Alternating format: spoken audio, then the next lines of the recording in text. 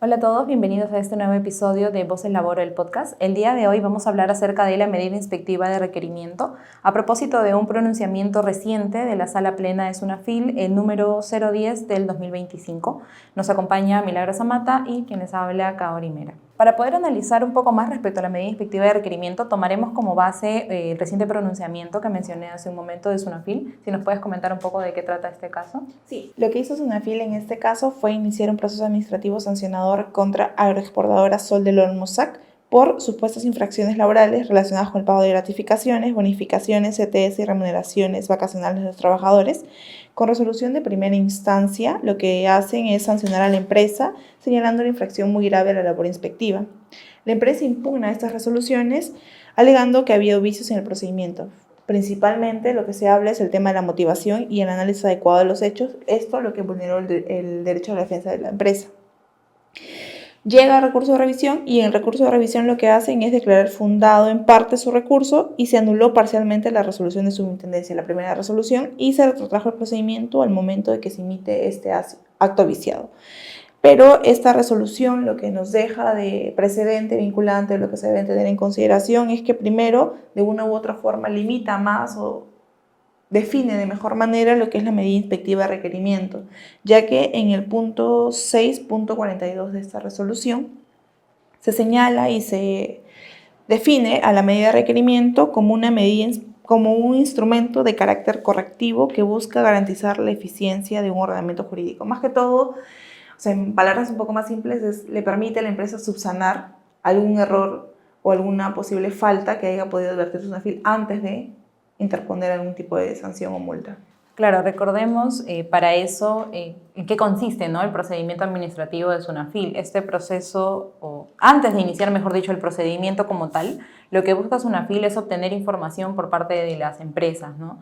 Generalmente y en su mayoría esto se ocasiona a partir de denuncias que pueda hacer algún trabajador o ex trabajador de una empresa.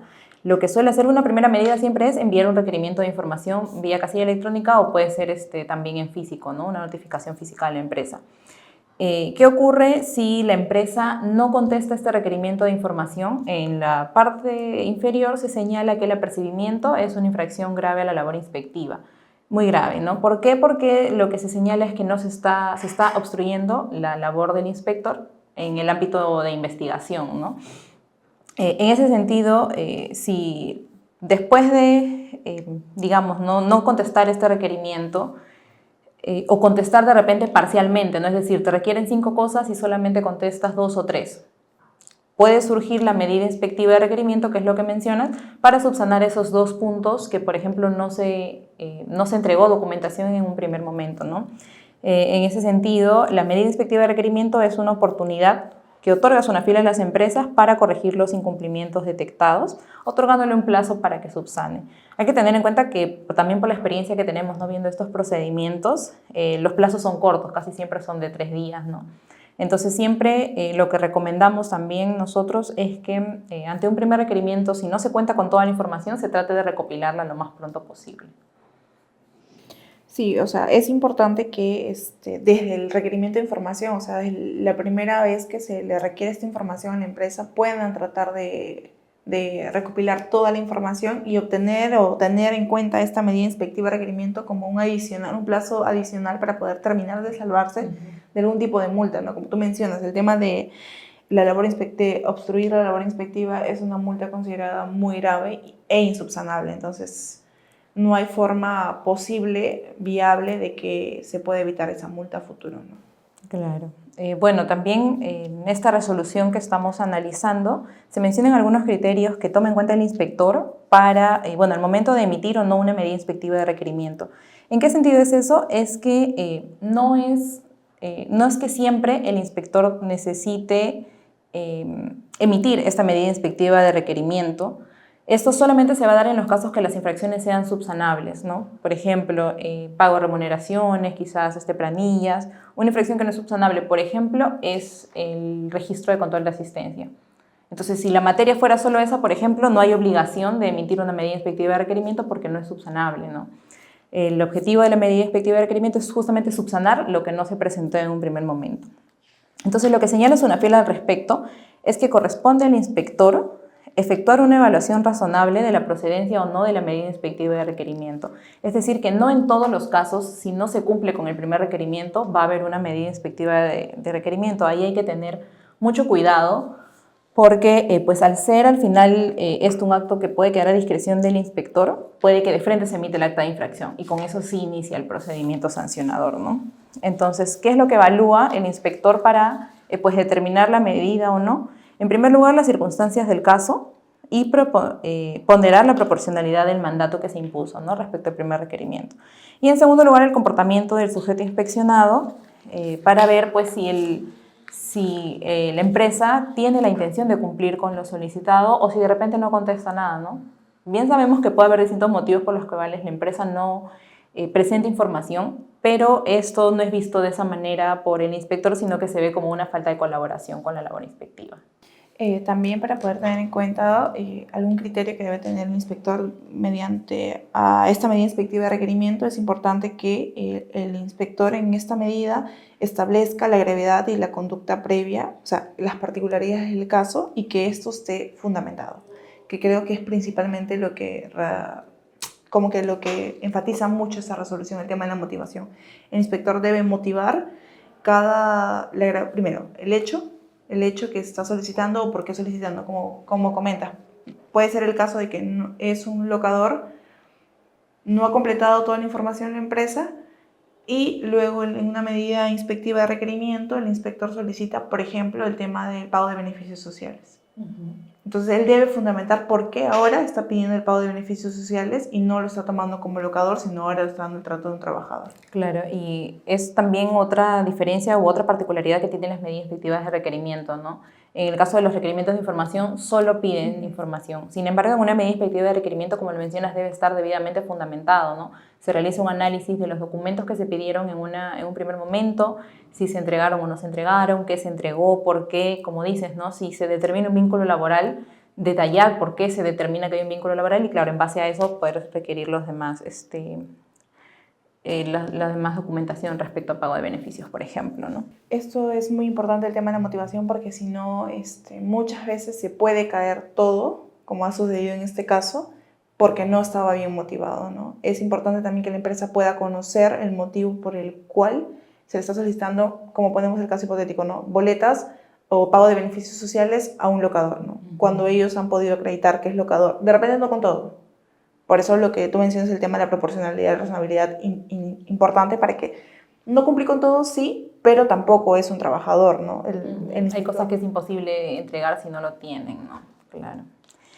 Otro punto que también se señala como precedente vinculante es respecto al carácter unitario de la medida inspectiva de requerimiento, ¿no? Acá se dice que puede que el contenido de la medida inspectiva de requerimiento solicite diversas cosas, diversos mandatos, de repente 3, 4 puntos, pero quiere decir que cada uno de ellos es independiente o autónomo uno del otro. Es decir, que si de los 3 solo cumple uno, quiere decir que hay otras 2 infracciones que pudiera estar incurriendo la empresa. No se trata de simplemente decir no lo tengo o no contestar, porque estarías incurriendo en 3 incumplimientos y con ello en 3 infracciones, ¿no? Además que cuando no colaboras casi siempre te incluyen a la labor inspectiva, ¿no? Entonces de aquí podemos obtener que la medida de requerimiento, aunque sea un solo acto, tiene dentro de él distintos mandatos que debe cumplir la empresa. En segundo lugar, que cada uno de estos mandatos se va a referir a un punto específico, por lo cual son incumplimientos distintos, que tienen obligaciones autónomas. Y por último, si uno de los mandatos tiene algún error o es declarado inválido, eso no quiere decir que los demás también lo sean, porque como mencionamos, cada uno es independiente. Entonces, si un mandato está mal efectuado o un requerimiento carece de fundamento, como lo mencionas hace un momento, no quiere decir que no se tenga que contestar los otros. Por ejemplo, de 3 no se quiere decir que no tenga que contestarse los otros 2. De todas maneras, se tiene que otorgar la documentación referida a esos puntos.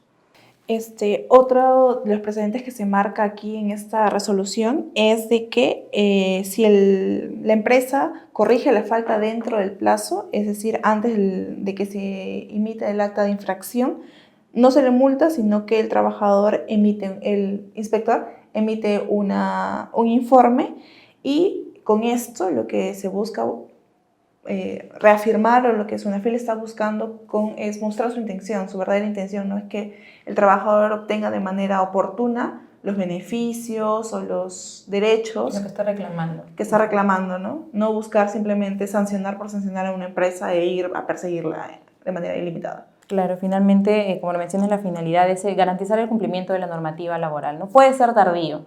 Sin embargo, si una empresa muestra colaboración, la sanción no tendría por qué ser tan amplia o tan gravosa, ¿no?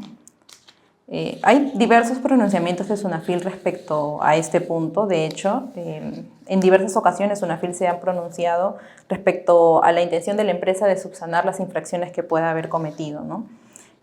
Siempre antes del inicio del procedimiento sancionador de preferencia, que esto después con la imputación de cargos y el acta de infracción. Ahora, ¿qué ocurre frente a un incumplimiento de estas obligaciones? En el reglamento de la Ley General de Inspección de Trabajo se identifican dos tipos de sanciones, ¿no? La infracción grave a la labor inspectiva y la infracción muy grave. Se va a considerar que una infracción simplemente es grave cuando no se cumpla con el deber de colaboración con los inspectores.